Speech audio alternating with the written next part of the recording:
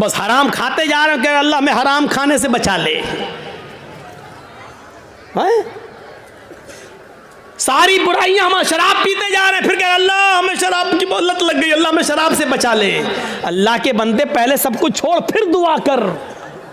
अल्लाह के बंदे पहले हराम छोड़ और हलाल खा और उसके बाद दुआ कर के अल्लाह मुझे अब जो हलाल खाया है इसी पर कायम रखना, अल्लाह हराम का लुक़्मा मेरे हलक के नीचे ना उतरने पाए। अब दुआ करो, हराम खाते जाओ और दुआ करो अल्लाह हराम से बचा ले। शराब पीते रहो और दुआ करो अल्लाह शराब से बचा ले। बेपर्दगी के साथ हमारी माँ बहन बेटियां निकलती रहो और दुआ करे अल्लाह हमें पर्दा करने की तौफीक अता फरमा। जिंदगी में नहीं मिलेगी ऐसी तौफीक। इन्नल्लाह ला युगय्यिरु मा बिक़ौमिन हत्ता युगय्यिरु मा बिअनफुसिहिम। अल्लाह किसी कौम की हालत उस वक्त तक नहीं बदलता जब तक कि कोई कौम अपनी हालत को खुद बदलने की फिक्र नहीं करती है। पहले हमें चेंज होना पड़ेगा, पहले हमें बदलना पड़ेगा। पहले ज़माने की औरतें अगर अपने बच्चों को बद्दुआ भी देती थी तो उसमें भी दुआ निकलती थी। बच्चा शरारत कर रहा है, कभी ये कभी वो उठाया फेंक दिया, कभी माँ परेशान, हाय हाय हाय माँ परेशान, और माँ ने गुस्से में अपने अंदाज में बद्दुआ दी। लेकिन आप इसको बद्दुआ नहीं कह सकते हो। जब देखा कि बच्चा बहुत शरारत कर रहा है तो बद्दुआ देते हुए कहा अल्लाह तुझे काबे का इमाम बना दे। गुस्से में बद्दुआ भी दी तो उसमें भी दुआ छलक रही थी। यानी उस जमाने की औरतों को गुस्से में भी ऐसी बद्दुआएं नहीं मालूम थी कि जो बच्चों की जिंदगी तबाह कर दे। हमारी माओ की जबान से क्या निकलता, कुत्ते मर जाओ, परेशान करके रख दिया। अब कुत्ता कहती जा रही है, अब ये नहीं सोच रही कि कुत्ते की अम्मा कौन हुई, लेकिन कह रही कुत्ते मर जाओ, और पता नहीं क्या क्या वो कह देती है। एक बच्चा शरारत कर रहा है और जब तंग आ गई माँ तो गुस्से में रोते हुए कहती चल अल्लाह करे तुझे काबे का इमाम बना दे।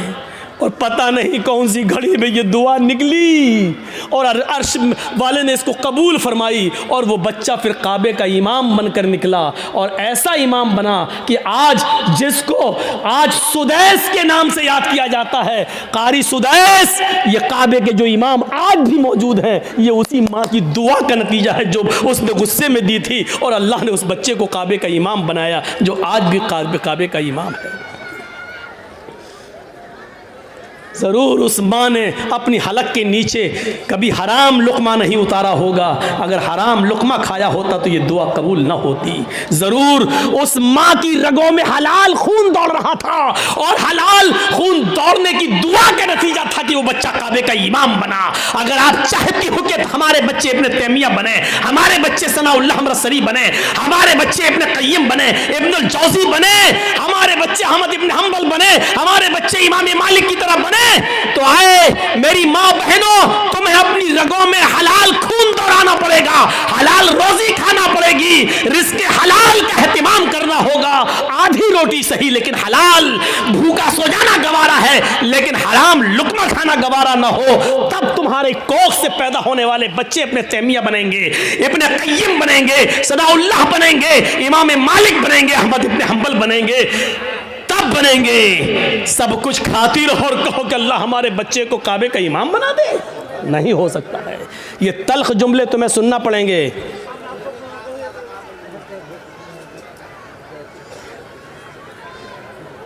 सुनना पड़ेंगे तल्ख जुमले। तसव्वुर करो क्या था वो जज्बा। सुमैया शर्मगाह में नेज़ा दाखिल, हाथ पीछे से बंधे और फिर भी इस हालत में क्या दुआ कर रही है।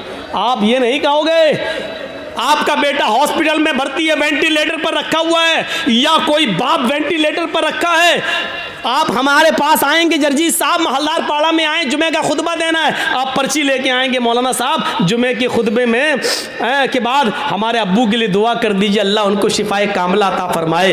ऐसे मौके पर भी आपको इस दुआ की फिक्र होगी कि हमारे अब्बू के लिए दुआ कर लो कि अल्लाह उनको शिफा दे, लेकिन इस मौके पर दुआ ये नहीं होगी कि अल्लाह रब्बुल आलमीन से ये दुआ कीजिए कि मेरे बाप का खातिमा ईमान पर हो, वो इस दुनिया से जाए तो गुनाहों से पाक हो, साफ माफ जाए, अल्लाह मेरे बाप को गुनाहों से तौबा करने की तौफीक अता फरमा। ये दुआ आप नहीं करवाएंगे मस्जिद के इमाम से और जर्जी साहब से, आप दुआ ये करवाएंगे कि कहो अल्लाह ताला उनको शिफाए कामला और आजला अता फरमाए। मैं ये नहीं कह रहा हूं कि ये दुआ करना गलत है, जायज़ है, लेकिन सुनो हजरत सुमैया ने उस मौके पर यह नहीं कहा अल्लाह मेरी हिफाजत फरमा, अल्लाह इसने नेज़ा मारा है तू मुझे शिफा दे, अल्लाह मेरी शर्मगाह में जो जख्म हो गया है उसको ठीक कर दे। उसने ये दुआ नहीं की, उसने दुआ ये की या रब्बी सब्बित कदमैया अला दीनिक, अल्लाह अपने दीन पर, अल्लाह ईमान पर मेरे कदम को साबित रख दे, अल्लाह ऐसा ना हो कि इसकी तकलीफें मुझसे मेरा ईमान छीन ले। ये क्या चीज थी? ये ईमान था, ये ईमान था। ये कौन सा जज्बा था? आइए जरा मुझे इस जज्बे की तरफ लेकर चलिए और बताइए ये कौन सा जज्बा था कि हजरत इब्राहीम अलैहिस्सलाम को हुक्म होता है कि अपनी बीवी हाजरा को और छोटे बच्चे इस्माइल को बियाबान जंगल में छोड़कर चले आओ।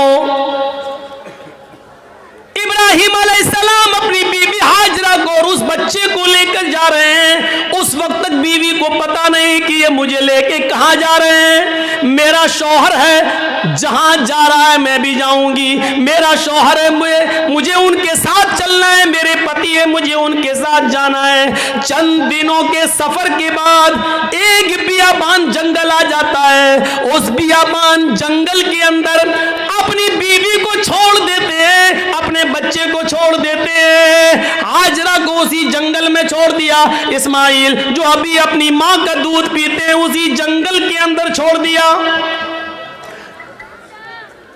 थोड़ी देर बैठते हैं, सस्ताते हैं और फिर वहां से जाने लगते हैं। इस मंजर पर जरा गौर कीजिए मेरे साथियों, यह मंजर हमें कुछ और बताता है। उस बियाबान जंगल में छोड़ दिया।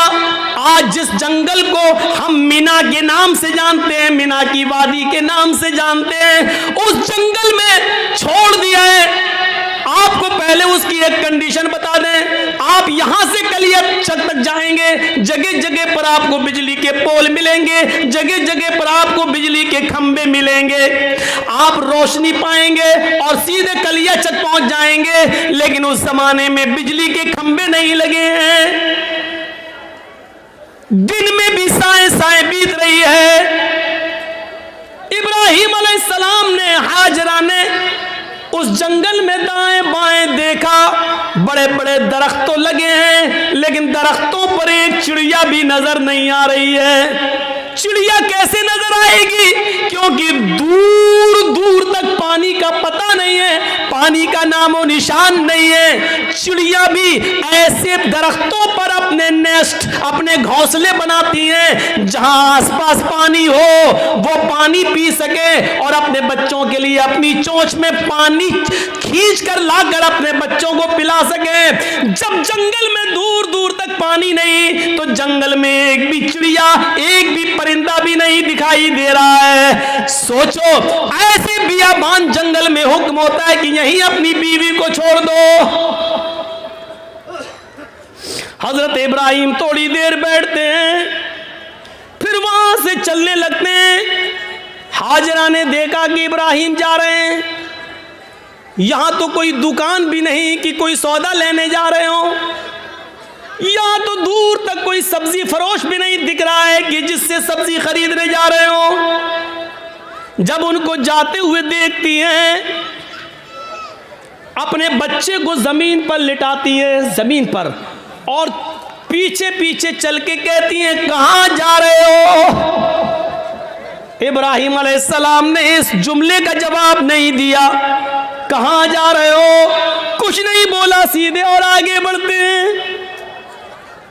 बीवी ने कहा रे मैं पूछ रही हूं कहां जा रहे हो?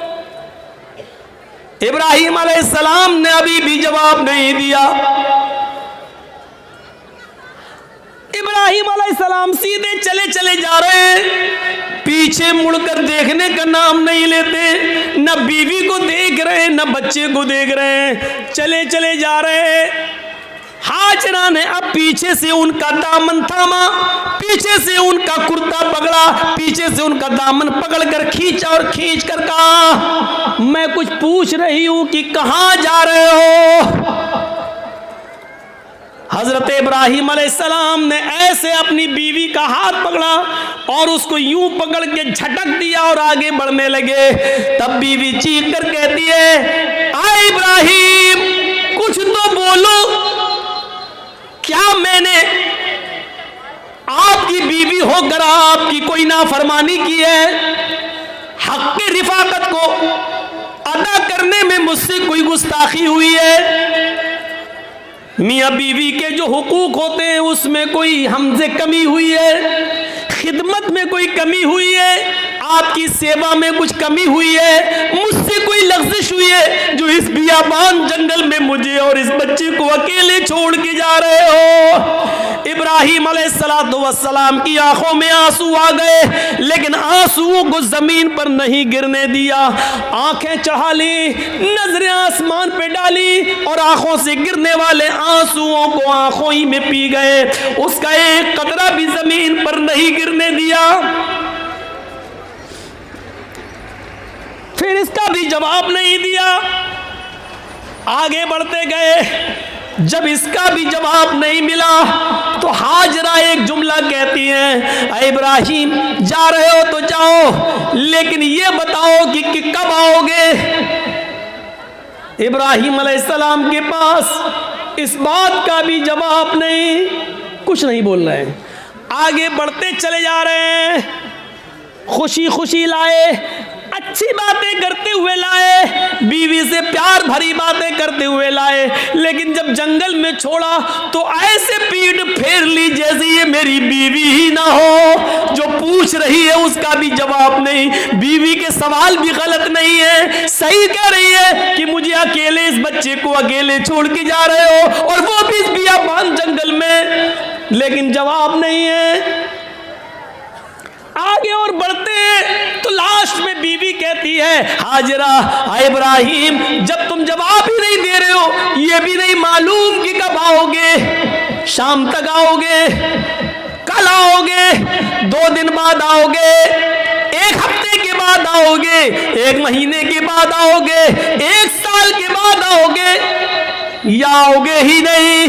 किसी भी सवाल का जवाब जब तुम्हारे पास नहीं है तो मैं इसको क्या समझूं? इसका भी जवाब नहीं। कहती हैं, इब्राहिम मैं आपकी बीवी हूं, मैं आपकी अमानत हूं, पता नहीं आप कब आए, अपनी इस अमानत को किसके हवाले करके जा रहे हैं ये तो बता दो। आप 10 साल के बाद आए, 20 साल के बाद आए, 1 साल के बाद आए, 2 साल के बाद आए, और अगर मैं जिंदा रहूं और मेरी इज्जत व आबरू न बच सके, जैसे एक बादशाह ने मेरी इज्जत व आबरू से खिलवाड़ करना चाहा लेकिन अल्लाह की मदद की वजह से वो नहीं कर सका। वो अगरचे सारा थी, दूसरी बीवी थी, और उसके बदले में फिर उसने हमें भी दे दिया एक लौंडी की शक्ल में, जिसको आपने अपनी बीवी बना लिया।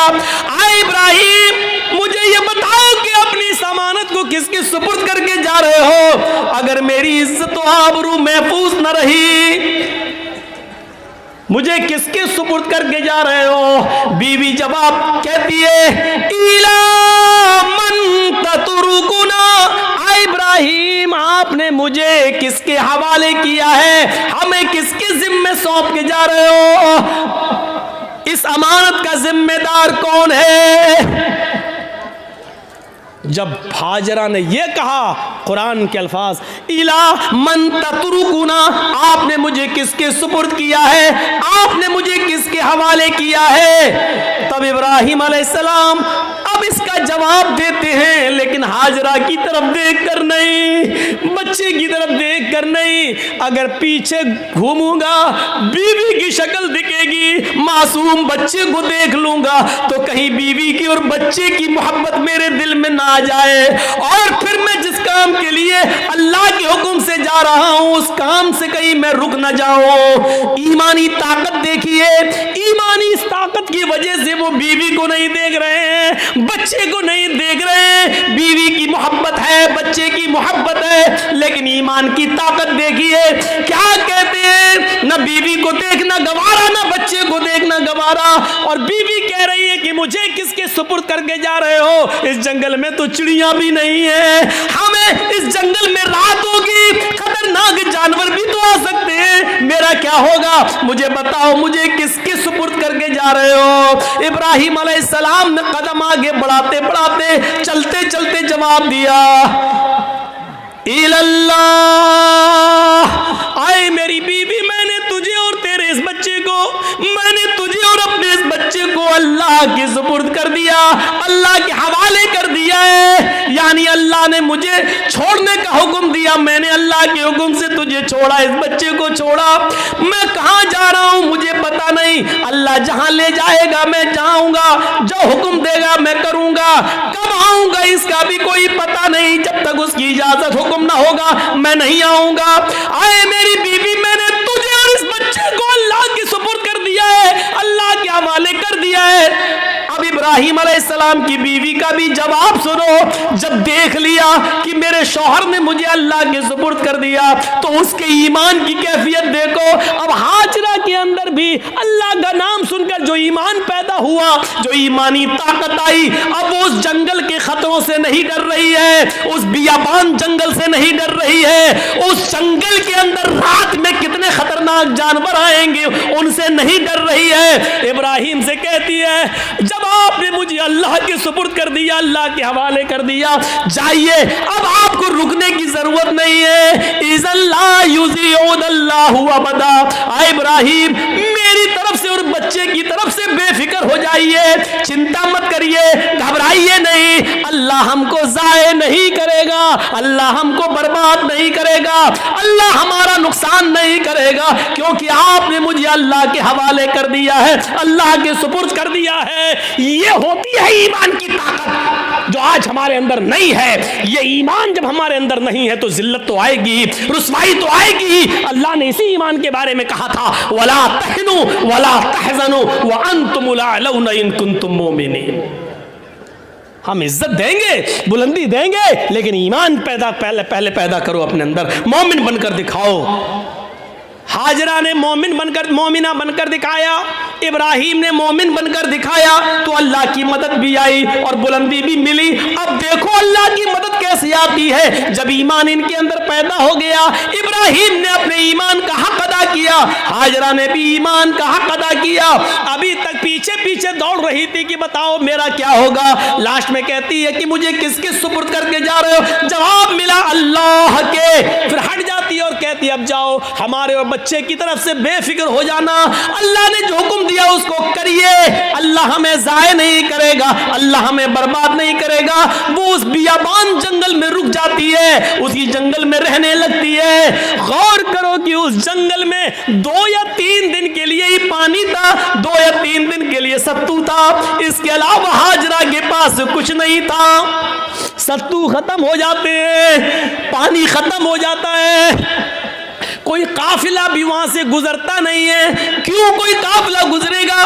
कोई बस्ती भी आबाद नहीं है, दूर दूर तक पानी का पता नहीं है। मैं माँ हूं, 2-4 दिन भूखी प्यासी रह सकती हूँ, लेकिन ये मासूम बच्चा है जो मेरा दूध पीता है, जब मुझे कुछ मिलेगा नहीं तो दूध बनेगा कैसे?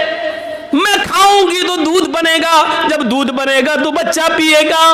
मैं प्यासी हूं, 2-4 दिन रह सकती हूं, लेकिन बच्चे को प्यासा कैसे रखा जा सके? गौर करो, तमाम शक व शुबहात उस औरत के दिल में है, लेकिन अल्लाह पर भरोसा है, ईमान है अल्लाह की जात पर। अपने बच्चे को लिटाती है, कहती है चलो कोशिश करके देखती हूं पानी मिल जाए। दाएं देखा, बाएं देखा, उसको कुछ नजर नहीं आ रहा था। सामने एक पहाड़ी नजर आई, उस पहाड़ी के ऊपर चढ़ जाती है, अपने बच्चे को जमीन पर छोड़ती है, उस पहाड़ी के करीब जाती है। उस पहाड़ी का नाम है सफा। उस पहाड़ी पे चढ़कर ऊंचाई पे चढ़कर नीचे की तरफ देखती है। हम तो मस्जिद की छतों पे चढ़ के चांद को ऊपर की तरफ देखते हैं, ईद का बकरीद का चांद। वो ऊंचाई पे चढ़कर नीचे की तरफ देखती है, शायद इस पहाड़ी के नीचे कोई बस्ती रहती हो, कोई गांव हो, कोई अल्लाह के बंदे रहते हो और मैं उनसे थोड़ा सा पानी मांग लूं बच्चे को पिलाने के लिए। वो जिस उम्मीद के साथ गई उसकी उम्मीद पूरी नहीं हुई। पहाड़ी पे चढ़ के नीचे देखती है लेकिन वहां कोई बस्ती नहीं है, कोई आबादी नहीं है, कोई गांव नहीं है।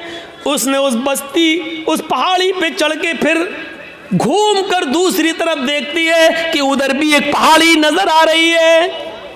चले उस पहाड़ी के ऊपर चढ़ के देखें, शायद उधर पानी मिलता हो या उस बस्ती के, उस पहाड़ी के नीचे कोई बस्ती आबाद हो। वो वहां से चलती है, कुछ देर रुक के चलती है, स्लो चलती है और बच्चे की प्यास जब उसके दिमाग में आती है तो थोड़ा सा तेज दौड़ती है, तेज दौड़ती है, फिर थोड़ा सा स्लो होती है। वो 2-3 बार तेज दौड़ती है, 2-3 बार स्लो दौड़ती है। सफा से मरवा जाती है लेकिन मरवा जाने के बाद भी उसको कोई बस्ती नजर नहीं आती। अब उसको मालूम है न सफा के नीचे कोई बस्ती है, न मरवा पहाड़ी के नीचे कोई बस्ती है।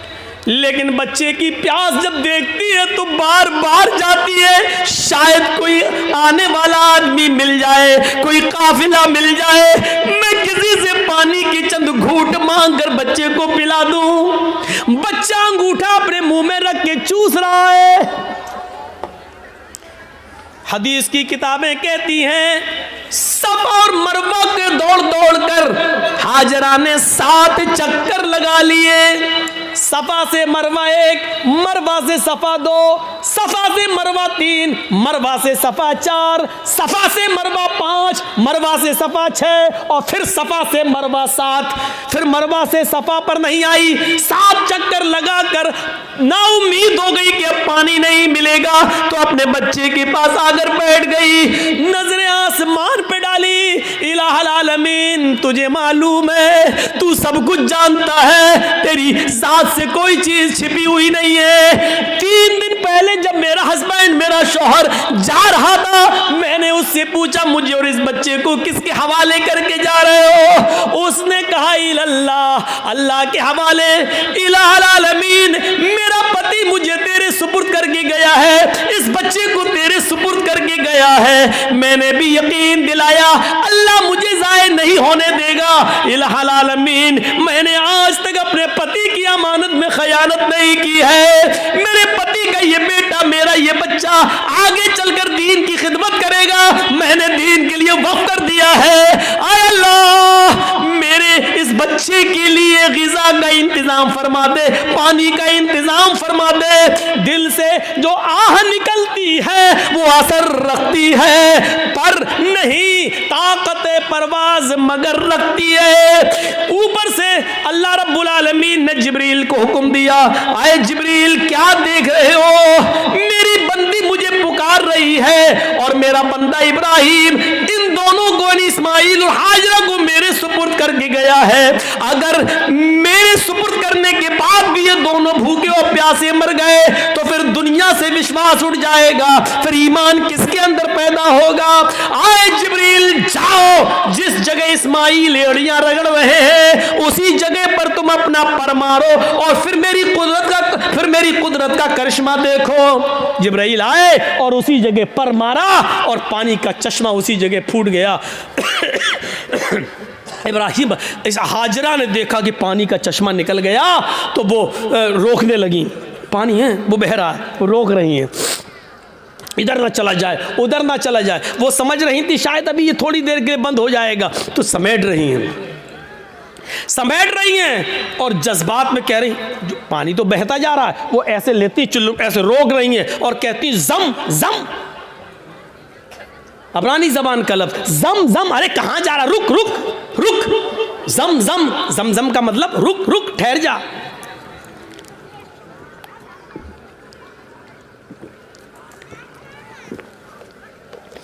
ठहर जा, रुक जा, कहाँ जा रहा, रुक। ये जमज़म का लफ्ज़ भी अल्लाह के रसूल को इतना पसंद आया कि आपने जमज़म के लफ्ज़ को जमज़म ही रहने दिया, इसके लिए कोई अरबी का लफ्ज़ इस्तेमाल नहीं किया। रुक रुक, पानी नहीं रुकता तो उन्होंने मुडेर बांध दी, वही मिट्टी से इकट्ठा करके ऐसे बनाती चली गई, मुडेर बांध दी। अल्लाह के नबी ने एक बार खुतबा दिया था और कहा था अल्लाह हाजरा पर रहम फरमाए, अगर हाजरा ने मुंडेर न बांधी होती तो अल्लाह उस पानी को पूरी दुनिया में फैला देता। और जो चीज़ पूरी आम हो जाए तो उसकी कदर कम हो जाती है। आज देख रहे हो ना, हमारे मुल्क में भी बहुत से लोग एक पानी की पूजा करते हैं, गंगा जल, लेकिन चूँकि वो इतनी ज़्यादा तादाद में है कि अब उसकी कोई कदर नहीं रह गई है। बाकायदा गवर्नमेंट को गंगा की सफाई के लिए पैसा देना पड़ता है, और गंगा की सफाई की वजह से सरकारें बदल भी जाती हैं, इसने गंगा का ख्याल नहीं रखा है। और कभी कभी गंगा का नाम लेकर लोग बोर्ड भी मांगते हैं, न मुझे आपने बुलाया है न मैं आया हूँ, मुझे माँ गंगा ने बुलाया है। इस तरीके से लोगों को भावुक करके माँ गंगा को माँ कहकर इस तरीके से लोग उसको नीलाम भी करते हैं। एक तरीके से देखा जाए तो इस तरीके से आज उस पानी की क्या कदर है। लोग उसमें पेशाब भी कर रहे हैं, पायखाना भी कर रहे हैं, लेटरिन भी कर रहे हैं, सब कुछ हो रहा है उसके अंदर है। इसीलिए उसकी सफाई के लिए पैसा मांगा जा रहा है, ये किया जा रहा है, वो किया जा रहा है। लेकिन जमज़म को देख लो आज कितनी कदर की नज़रों से देखा जाता है। आज भी सऊदीया में होने के बावजूद भी आप देख लीजिए उस पानी की कैसी कदर है, उस पानी की इज्जत कैसी है। और उस पानी की खुसूसियत ये है कि जो लोग 5 साल पहले हज करके आए हैं और जमज़म लेके आए होंगे, आज भी उनके घर में जमज़म अगर 5 साल पुराना भी रखा होगा तो उसमें न तो कीड़े पड़े होंगे न जरासीम पड़े होंगे। ये एक कैफियत, ये एक कशिश रखी है अल्लाह रब्बुल आलमीन ने उस पानी के अंदर। ये जीता जागता मौजज़ा, चश्मा जारी हो गया। ईमान था तो अल्लाह ने इज्जत भी दी, ईमान था तो अल्लाह ने बुलंदी भी दी। ईमान की ताकत होनी चाहिए। और इतना ही नहीं, अब आप कहोगे कि हाजरा को इज्जत क्या मिली? इज्जत नहीं मिली। वो हाजरा जो ईमान की ताकत की वजह से इब्राहिम को छोड़ देती है और अपने बच्चे के लिए पानी की तलाश में सफा से मरवा के चक्कर लगाती है। 7 चक्कर लगाए, मैंने कहा था शुरू में, कभी स्लो दौड़ती है, कभी तेज दौड़ती है। अल्लाह के रसूल सल्लल्लाहु अलैहि वसल्लम ने हज का रुकन बना दिया है, सफ़ा और मरवा के चक्कर लगाओ। जब तक तुम सफ़ा और मरवा के चक्कर नहीं लगाओगे न तुम्हारा हज माना जाएगा न तुम्हारा उम्रा माना जाएगा। और औरतों के लिए तो ख़ास कर दिया कि तुम तो सीना तान कर अकड़ कर तेज न दौड़ो क्योंकि तुम्हारी बेपर्दगी होगी। लेकिन हाजरा जहाँ जहाँ तेज दौड़ी थी और थोड़ा सा अकड़ के ऐसे दौड़ी थी, अल्लाह के नबी सल्लल्लाहु अलैहि वसल्लम ने मर्दों को हुक्म दे दिया कि जब भी वो सफ़ा से मरवा और मरवा से सफ़ा के चक्कर लगाएं तो जहाँ हाजरा तेज दौड़ी थी वहाँ उनको भी तेज दौड़ना है, जहाँ हाजरा स्लो हुई थी वहाँ तुम्हें भी स्लो होना है। और हाजरा ने जहाँ सीना निकाल कर दौड़ लगाई वहाँ तुम्हें भी थोड़ा सा सीना निकाला। अब इतना भी नहीं कि गामा पहलवान लगो है, तो जहाँ थोड़ा सा हल्का था सीना निकाल के चली थी तुम्हें भी उतना निकाल के चलना है। ये इज्जत दी अल्लाह ताला ने, ये ईमान की ताकत है। ईमान होगा, मोमिन होगे तो हम तुम्हें बुलंदी देंगे। इससे बड़ी एक औरत की इज्जत क्या होगी? किसी भी मजहब के अंदर औरत को ये इज्जत नहीं मिली। हाजरा ने जहां अपना कदम रखा, हर हाजी वहां अपना कदम रखता है। जहां हाजरा दौड़ी थी हर हाजी को वहां दौड़ना पड़ता है। हाजरा ने जितने चक्कर लगाए हर हाजी को उतने चक्कर लगाना पड़ते हैं। और हाजरा के नक्शे कदम को अल्लाह ने अपनी इबादत का एक हिस्सा बना लिया। एक औरत के पैरों के निशान, एक औरत के पैरों की टापे, एक औरत की पैरों की पैरों की धड़कने, पैरों की खटखटाहट को अपनी इबादत का हिस्सा हिस्सा जोड़ दिया है कि जब तक तुम हाजरा की इस अदा को जिंदा नहीं करोगे, हमारी इबादत का हक अदा नहीं होगा, तुम हमारी इबादत नहीं कर सकते हो। हाजरा के नक्शे कदम को अपनी इबादत से जोड़ दिया हो, इससे बड़ा मकाम क्या होगा, इससे बड़ा दर्जा क्या होगा, जरा अंदाजा लगाओ। दुनिया की सारी कौमें चीखती और चिल्लाती रहें कि औरतों को इस्लाम ने 4 दीवारी में बंद कर दिया, बुर्के में रखकर उनकी तरक्की की राह में रुकावट बन गए। चीखते रहो, चिल्लाते रहो। हकीकत यह है कि औरत को इस्लाम ने जो इज्जत दी है वो दुनिया का कोई मजहब वो इज्जत नहीं दे सकता है। आप बाप हैं, कितना भी जहेज दे दो अपनी बेटी को, लेकिन आपके मरने के बाद आपकी वरासत में उसको हिस्सा मिलेगा, वो महरूम नहीं हो सकती है। ये याद रखो, बाप की वरासत में से भी हिस्सा मिलेगा। शादी के बाद अगर उसका शौहर मर गया तो शौहर की वरासत में से भी उसको हिस्सा मिलेगा। भाई मर गया तो भाई की वरासत जो छोड़ के गया उसमें बहन को हिस्सा मिलेगा। आप गौर कर रहे हैं? गौर कीजिए। और बेटा अगर मर गया तो बेटे की वरासत में से भी मां अगर जिंदा है तो मां को हिस्सा मिलेगा। गौर कीजिए कि एक औरत की हैसियत और इज्जत क्या है। जो लोग कहते हैं कि अल्लाह मौलाना मेरा बाप मर गए उनके लिए दुआ करना, चाहे कितने मुल्ला मौलवियों को अपने घरों में लेके चले जाओ और दुआएं करवा लो कि अल्लाह मेरे बाप को बख्श दे, अल्लाह इसके बाप की दुआ मगफिरत फरमा दे। अगर आपके बाप के मरने के बाद अगर बाप की विरासत में से बाप की बेटी यानी आपने अपनी बहन को हिस्सा नहीं दिया, बाप की मगफिरत नहीं होगी। याद रखिए, मुल्ला मौलवी दुआ कर करके मर क्यों ना जाए, बाप की मगफिरत नहीं होगी, चाहे कितनी दुआ करा लो। बाप की विरासत में से बेटी को हक मिलना है, बाप की विरासत में से मिलना है। और चाहे कितना कोई दुआ करे, लेकिन भाई के मरने के बाद बहन दुआ करे कि अल्लाह मेरे भाई को बख्श दे, जब तक भाई के मरने के बाद भाई की विरासत में से बहन को हिस्सा नहीं मिलेगा, दुआ कबूल नहीं होगी और भाई की मगफिरत नहीं होगी। पढ़े बहुत आसान समझ लिया ना, जन्नत जब चाहे अल्लाह जन्नत दे, अल्लाह जन्नत तो मिल नहीं सकती, जन्नतुल फिरदौस दे। मांगते कितनी बड़ी जन्नत है, सबसे आला जन्नत। अभी तो यही पता नहीं कि हमें कोई छोटी से हल्का जमीन का जन्नत का मामूली सा टुकड़ा भी मिल जाए, हमारे लिए वही काफी है। वो तो छोड़, जन्नतुल फिरदौस। और हालात ये हैं कि बेटियों का हक मारे हुए हैं, बहनों का हक मारे हुए हैं, बहनों का हक मारे हुए हैं। हालत ये है हमारी। जहेज देकर आप जिम्मेदारी से सुपुर्दोश नहीं हो जाएंगे, जिम्मेदारी से बच नहीं पाएंगे। आपको हिस्सा देना पड़ेगा, आपको हक देना पड़ेगा। ये ईमान की स्पिरिट थी, ईमान की ताकत थी। आइए एक और जबरदस्त एक नक्शा खींचकर आपको बताता हूं। देखिए ईमान क्या है। एक बार ये तय हो गया मूसा अलैहिस्सलाम में और फिरौन में, ये रोज़ रोज़ के झगड़े ठीक नहीं है, आओ एक मैदान में जमा हो जाते हैं, तुम अपना मामला दिखाओ, हम अपना मामला दिखाते हैं, या तो तुम झुक जाओ या हम झुक जाएं, आओ। एक मैदान तय हो गया। ए भैया बैठ जाओ, इनसे कहो कि पेशाब लग रहा तो यहीं कर लो। तो ऐसा लग रहा है जैसे किसी की चप्पल चुरा के भाग रहे हो।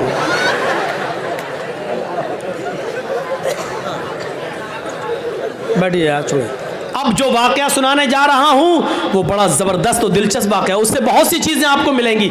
ईमान से पहले आदमी का हाल क्या है, लेकिन वहीं पर ईमान की दौलत जब उनको मिल जाए तो उनका हाल क्या होता है। देखिए, फिरौन ने अपने जादूगरों से कहा कि चलो आज मूसा को और मूसा की कौम को पस्त करना है। ऐसा करतब दिखाना, ऐसा तिलसम दिखाना, ऐसा जादू दिखाना कि मूसा और मूसा की कौम भाग जाए। शिकस्त होनी चाहिए। जादूगरों को भरोसा था बिल्कुल। चलो एक मैदान में जमा हो गए। मूसा अपने चंद साथियों को लेके आए, फिरौन अपना लाओ लश्कर लेकर आया। फिरौन के साथ बड़े माहिर जादूगर थे, ये वाकया सुना होगा, लेकिन आज मुझसे सुनो। फिरौन के साथ बड़े माहिर जादूगर थे। तय होता कि चलो अपना अपना कर्तव्य दिखलाओ।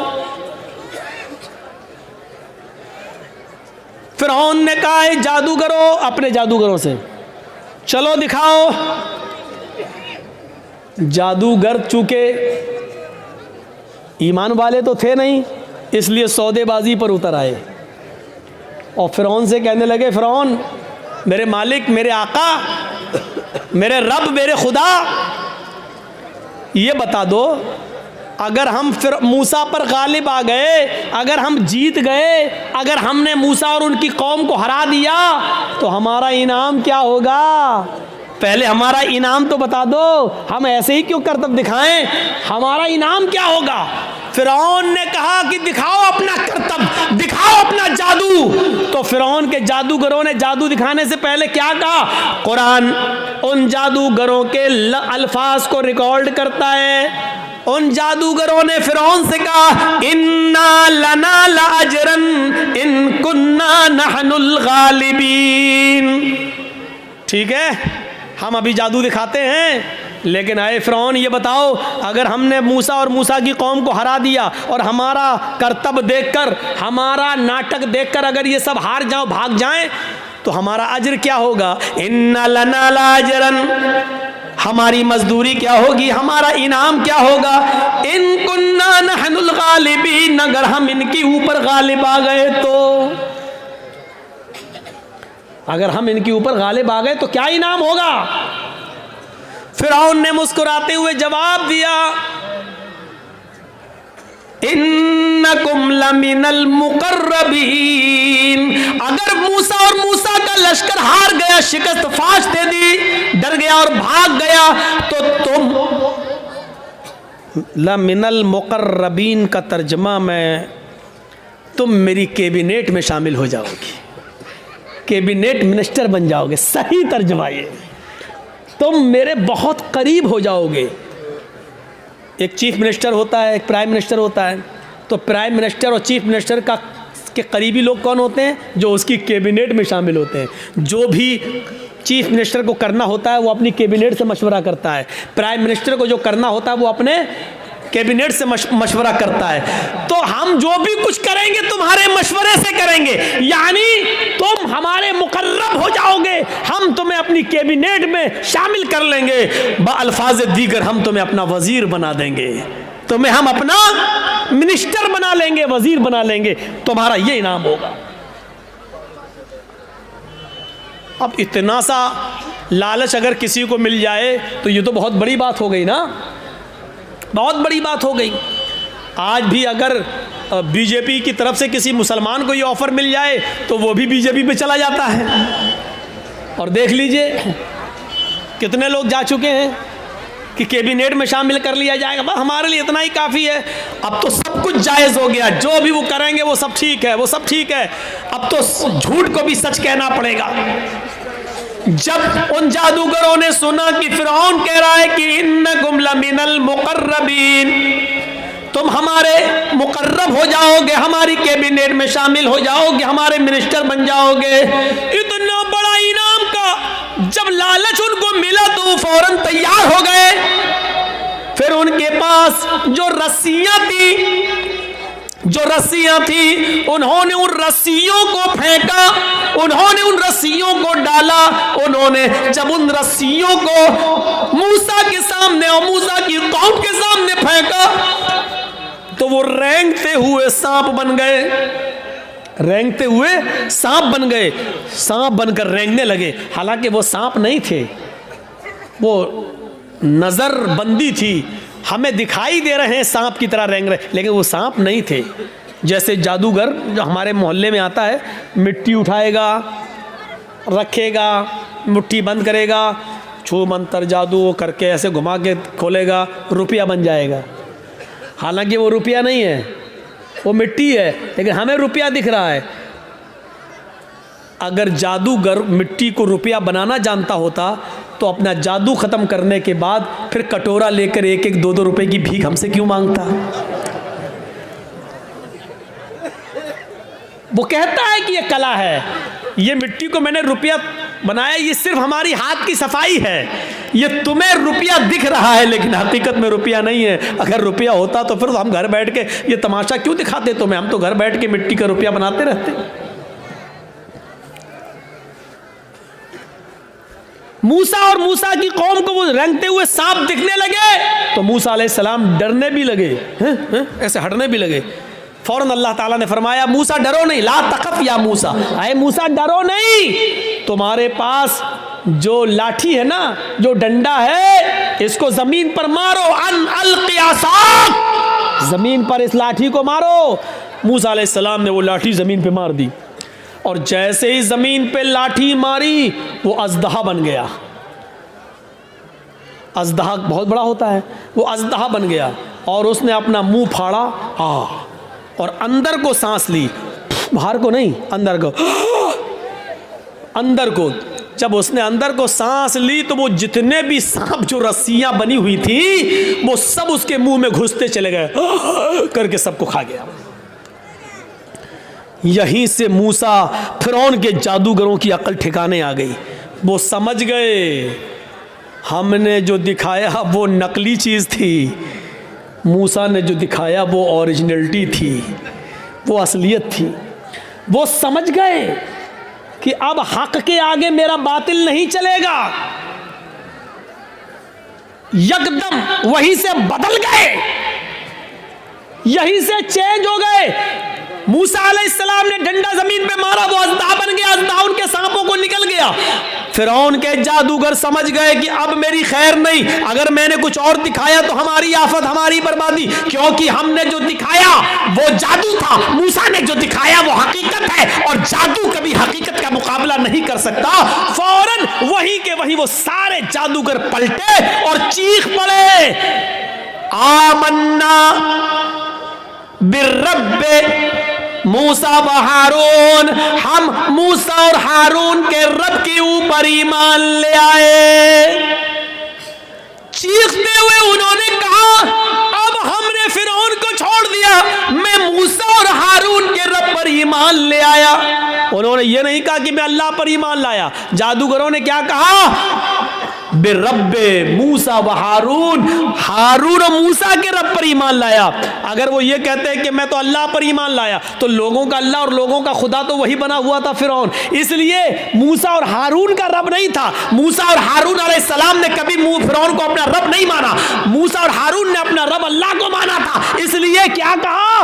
आमन्ना बिरब्बे मूसा व हारून, मैं हारून और मूसा के रब पर ईमान ले आया, यानी मैं अल्लाह पर ईमान लाया।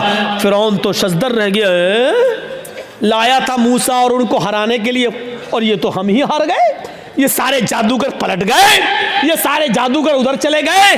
अभी देखिए, जब तक जादू दिखा रहे थे तब तक वो काफिर थे, लेकिन जब मूसा ने अपना हुनर दिखलाया, मौजिज़ा दिखलाया तो वो ईमान ले आए। अब ईमान लाने के बाद ताकत देखिए उनके अंदर वही मौजूद है, अभी हटे नहीं, अभी अपने घर नहीं गए। अब जब ईमान ले आए, जब कह दिया आमन्ना बिरब्बि मूसा व हारून, जब कह दिया कि हारून और मूसा के रब पर ईमान लाए, तब उनके ईमान लाने के बाद उनके अंदर ताकत क्या आई वो दिखाना चाहता हूं। एक मोमिन के अंदर ईमान जब आ जाए तो उसकी ताकत क्या होती है वो चीज समझ लीजिए। जब वो ईमान लाए तो फिरौन ने कहा ये क्या किया तुमने? तो उन्होंने जवाब दिया कि अल्लाह की तरफ से हक आ जाने के बाद और अपनी आंखों से हक देखने के बाद भी मैं तुम्हारी गुलामी करूं और तुमको अपना रब मानूं तो हमसे बड़ा बदनसीब कोई नहीं होगा, हमसे बड़ा फिर पागल कोई नहीं होगा। हमने आज अपनी आंखों से हक देख लिया और सच्चाई देख ली और मूसा का मौजिज़ा देख लिया है। मूसा ने जो दिखाया वो अल्लाह की तरफ से है, इसलिए अब हक आ जाने के बाद हम तुम्हारी गुलामी नहीं कर सकते, हम तुम्हें तरजीह नहीं दे सकते। फिरौन ने कहा तब जानते हो तुम्हारा अंजाम क्या होगा, जानते हो तुम्हारा अंजाम क्या होगा? उन्होंने कहा ए फिरौन फिर हमारे अंजाम को भी बता दो कि क्या अंजाम होगा हमारा। फिरौन ने कहा ला उक़त्तिअन्ना अयदियकुम व अर्जुलकुम मिन खिलाफ थुम्मा ला उसल्लिबन्नकुम अजमईन।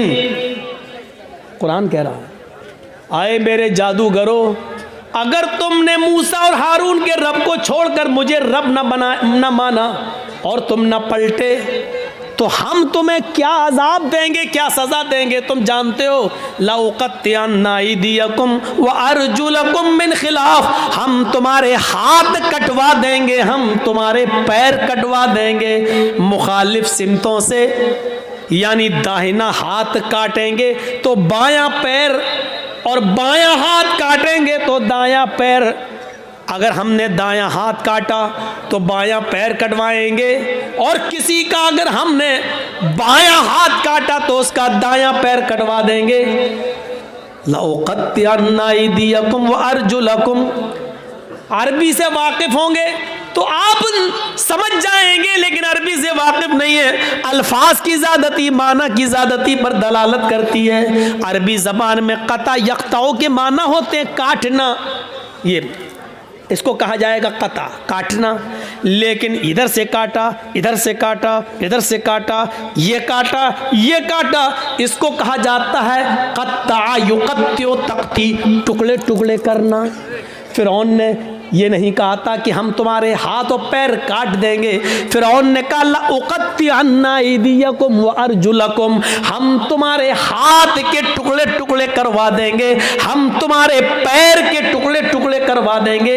हमारी ज़बान में कीमा कीमा कर देंगे, बोटी बोटी कर देंगे मुखालिफ सिमतों से, यानी पहले अंगूठा काटेंगे, फिर पंजा काटेंगे, फिर पिंडली काटेंगे, टखना काटेंगे, पिंडली काटेंगे, घुटना काटेंगे, रान काटेंगे, कमर काटेंगे। अगर मैंने तुम्हारा दाहिना पैर काटा तो ऐसे ही बायां हाथ काटेंगे, पहले उंगली काटेंगे, पोर काटेंगे, कलाई काटेंगे, गट्टा काटेंगे, हाथ की ये कलाई, फिर ये कोहनियों, फिर कंधा, यानी हम टुकड़े टुकड़े कर देंगे। कितनी दर्दनाक सजा, जिंदा आदमी को एक एक हिस्सा काटा जाए। लउक़त्तिअन्ना अयदियकुम व अर्जुलकुम मिन खिलाफ, हम पहले ऐसा करेंगे और ऐसा करने के बाद भी अगर तुम न माने तुम लउसल्लिबन्नकुम अजमईन, तो फांसी का फंदा लगा के फिर हम तुम्हें सूली पे चढ़ा देंगे। अब दो चीजें समझ लो, इतनी बड़ी सजा सुनने के बाद इनका जवाब क्या था। जब काफिर थे, ईमान नहीं लाए थे, फ़िरौन के साथ आए थे, तब इनकी डिमांड क्या थी? तब इनकी डिमांड क्या थी? इन्ना लना लअजरन, अगर हमने अपना जादू दिखाया और मूसा को हरा दिया तो आप हमें इनाम क्या देंगे? अभी इनाम मांग रहे थे, सोना चांदी दौलत मांग रहे थे, लेकिन ईमान लाने के बाद जब इतनी बड़ी सज़ा सुनी तो उसके बाद उनका जवाब क्या था? यह है ईमान की ताकत। उनका जवाब यह था, फ़क़ज़ी मा अंत क़ाज़िन, फ़क़ज़ी मा अंत क़ाज़िन इन्नमा तक़ज़ी हाज़िहिल हयात दुनिया। आए फ़िरौन, तुझे जो करना हो कर। फ़क़ज़ी मा अंत क़ाज़िन, आए फ़िरौन तुझे जो करना हो कर, मेरे साथ, मेरी बॉडी के साथ, मेरे जिस्म के साथ, मेरे पैरों के साथ, मेरे हाथ के साथ, मेरे जिस्म के साथ, जो कुछ भी तू कर सकता है कर ले। इन्नमा तक़ज़ी हाज़िल हयात दुनिया, तू सिर्फ मुझे दुनिया में सज़ा दे सकता है, सिर्फ दुनिया में मुझे परेशान कर सकता है, सिर्फ दुनिया में तू मेरे ऊपर हुकूमत चला सकता है, सिर्फ दुनिया में तू मुझे सजा दे सकता है, आखिरत में तू हमें सजा नहीं दे सकता है, आखिरत का तू हमारे मालिक नहीं है। जो अभी इनाम मांग रहे थे, ईमान लाने के बाद वो कह रहे हैं जो करना हो कर ले, लेकिन अब हम मूसा और हारून के रब को छोड़ने वाले नहीं हैं। ये है ईमान, ये है ईमान। यहाँ तो हमारा ईमान का बड़ा हाल है, अगर दो चार आदमी हमें पकड़ के बांध दो कर जय श्री राम, तो हम कह भी देंगे अपनी जान बचाने के लिए जय श्री राम। वो एक अलग मसला है कि ऐसे मौके पर नारा लगाना चाहिए या कोई मजबूर करे तो जय श्री राम कह सकते हैं कि नहीं कह सकते, वो एक अलग मसला है। उस मसले पर जाएंगे तो रात बीतेगी, क्योंकि फिर दलीलें देना पड़ेंगी और सबूत देना पड़ेंगे। उस तरफ अभी हम नहीं जाना चाहते हैं मेरे भाइयों, ये एक अलग मसला है। लेकिन ज़रा सोचो कि आज हमारा ईमान क्या है और उनका ईमान क्या था। जो अभी इनाम मांग रहे थे वो अब कह रहे हैं कि सजा भी दे दो, लेकिन हम अब ईमान से फिरने वाले नहीं हैं। ये होता है ईमान। ये होता ईमान। अरे हम ईमान के लिए और इस्लाम के लिए अपनी जान की कुर्बानियां क्या देंगे। हम तो अपने मुआशरे में और अपनी समाज में फैली हुई बुरी बिदअतों को भी छोड़ने के लिए तैयार नहीं हैं। हमारे बाप दादा जो करते आए हैं वही हम करेंगे, हमारे बाप दादा जो करते आए वही करेंगे। ये नए मुल्ला मौलवी जब से पैदा हो गए तब से ये नए नए मसले बताने लगे हैं। ये सूरत हाल आज हमारे दरमियान आ गई है, ये सूरत हाल आज हमारे दरमियान चली हुई है। कोई चीज हमारी मस्जिद में आज हो रही है, बंद हो जाती है, फिर दोबारा चालू हो जाती है। हम अपने बाप दादा की राइज करदा बिदअतों को हम खत्म नहीं कर पा रहे हैं। ईमान और इस्लाम के लिए हम अपनी जान क्या कुर्बान करेंगे, हम क्या छोड़ेंगे। हजरत हाजरा की तरह अपने शौहर को कौन औरत छोड़ने के लिए तैयार होगी, और कौन आदमी ऐसा होगा जो अपने बच्चे को इस्माइल की तरह छोड़कर चला जाए और फिर पलट कर भी ना देखे। हम भी जाते हैं तो एक उम्मीद होती है कि चलो बीवी सऊदीया जा रहे हैं, इस बच्चे ही के लिए तो जा रहे हैं, तुम्हारे लिए तो जा रहे हैं, लेकिन 1 साल के बाद आ जाएंगे, 2 साल के बाद आ जाएंगे। लेकिन वो भी घर में सारा इंतजाम करने के बाद आप जाते हैं और सऊदी जाने के बाद पैसे वगैरह भेजते रहते हैं। यहाँ तो कुछ नहीं है, अंधेरी रात में क्या होगा, सत्तू और पानी के अलावा कुछ नहीं है, वो भी 2 दिन के लिए बाद क्या होगा, मेरी बीवी क्या करेगी, मेरा बच्चा क्या करेगा। जरा तसव्वुर कीजिए इस पोजीशन में अपनी बीवी और बच्चे को छोड़ना। हम तो अपनी बिदअतों को कुर्बान नहीं कर पा रहे हैं, नहीं छोड़ पा रहे हैं। हमारे बाप दादा जो करते चले आ रहे हैं वो हम करते रहेंगे। वही बात लौट फिर के आती रहती है कि मौलाना साहब क्या किया जाए। मस्जिद में फर्ज नमाज के बाद इमाम के साथ दुआ मांगना कैसा है, कब्रिस्तान में दुआ करना कैसा है। किसी आदमी के मर जाने के बाद किसी मौलाना के साथ उसके घर पे जाकर भोज खाने के बाद दुआ करना उसकी मग़फ़िरत की, ये कैसा है। वही पुराने घिसे पिटे सवाल जो हम 15-20 साल से इन इलाकों में आके बोलते जा रहे हैं, वही सवाल, और आज तक हम उनको ख़त्म करने के लिए तैयार नहीं होते हैं। ये हमारी बेशर्मी का हाल है, ये हमारी बेशर्मी का हाल है। मेरे भाइयों, आज फिर एक बात को जहन में बिठा लो, दुआ करना गलत नहीं है। एक बात फिर जहन में रख लो, दुआ एक इबादत है, और इबादत वैसे की जाएगी जैसे जनाब मोहम्मद रसूलुल्लाह ने बताई है। इबादत मोहल्ले के सरदार के तरीके पर नहीं की जाएगी, इबादत मौलवी जर्जीज के तरीके पर नहीं की जाएगी, इबादत मस्जिद के इमाम के तरीके पर नहीं की जाएगी। मस्जिद का इमाम कुरान और हदीस बता सकता है, लेकिन मौलवी के तरीके पर इबादत नहीं की जाएगी। इस बात को आप हमेशा जहन में रखिए। दुआ मुख्खुल इबादा, दुआ इबादत का मग़ज़ है। दुआ के लिए आपको कोई मना नहीं करता है। दुआ जहाँ अल्लाह के रसूल ने हाथ उठाकर की है आप करिए, कोई मना नहीं करता है। दुआ जहाँ हाथ उठाकर नहीं की है वहाँ आप हाथ उठाकर करेंगे तो वहाँ हम मना करेंगे, इसलिए कि हाथ उठाना साबित नहीं है। मसलन लैट्रीन में जाने की दुआ है, अब आप लैट्रीन में घुस के पढ़िए हाथ उठा के, अल्लाहुम्मा इन्नी अऊज़ु बिका मिनल खुब्स वल खबाइस। अब बैठिए, बैठिए, दुआ है, क्यों हाथ नहीं उठाया। मैं पूछना चाहता हूं उन लोगों से जो मस्जिद में मजबूर करते हैं इमाम को कि हाथ उठाओ, और पब्लिक से कहते हैं हाथ उठाकर दुआ करो। अगर दुआ के लिए हाथ उठाना है तो लैट्रीन में जाने की दुआ है, बताओ क्यों नहीं हाथ उठाते हो। सब लैट्रीन में क्यों? अरे जब लैट्रीन में दुआ पढ़ सकते हो तो हाथ क्यों नहीं उठा सकते हो? जब लैट्रीन में अल्लाह का नाम ले सकते हो, अल्लाहुम्मा इन्नी अऊज़ु बिका, तो हाथ उठाने में क्या हर्ज है, क्यों नहीं उठाते हो? अब हमारी अक्ल कह रही है गंदी जगह पर हाथ कैसे उठाएं। अभी अक्ल ही तो कह रही है ना, तो मैं कह रहा हूँ गंदी जगह पर फिर अल्लाह का नाम क्यों ले रहे हो?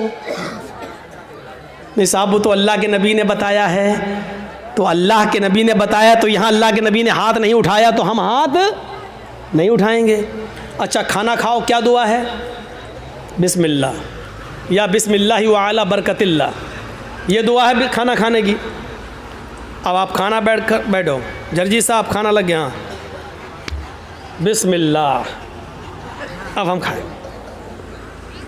या बिस्मिल्लाहि व अला बरकतिल्लाह। अब हम बोलिए, चलो ये तो लैट्रीन नहीं है, ये तो घर है। यहां पर हाथ उठाकर अगर कोई आदमी दुआ करे बिस्मिल्लाह या बिस्मिल्लाहि व अला बरकतिल्लाह, तब खाना खाए, कैसा लगेगा आपको? क्यों नहीं उठाते हो? ये भी तो दुआ ही है। साहब अल्लाह के नबी ने नहीं उठाए इसलिए हमने उठाए। आ गई ना बात वही, जहां नबी ने उठाया वहां उठाओ। हम भी तो यही कह रहे हैं, जहां नबी ने नहीं उठाया वहां मत उठाओ। हम भी तो आपसे यही कह रहे हैं। अच्छा, वुजू बनाया, क्या दुआ पढ़ते हो? बिस्मिल्लाह।